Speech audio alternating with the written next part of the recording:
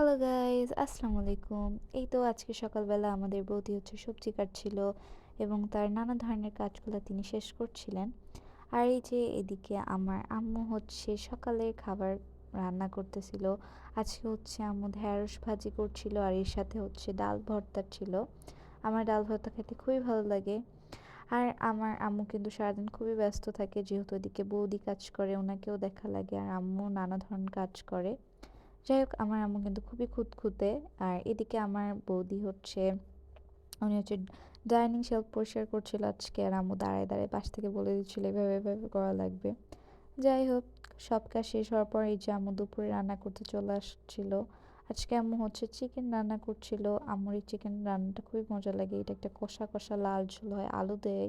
তোমরা দেখতেই পাচ্ছ, এটা দেখতে কত সুন্দর হয়েছে, আর এটা খাইতে অনেক মজা। তো এর মধ্যে আমরা স্কুল থেকে চলে আসছিলাম। স্কুল থেকে আসার পর আম্মু আমাদেরকে ফ্রুটস কেটে দিচ্ছিল। তারপর এই যে আম্মু উচ্ছে ভাজি করছিল, সজনা ডাঁটা রান্না করছিল।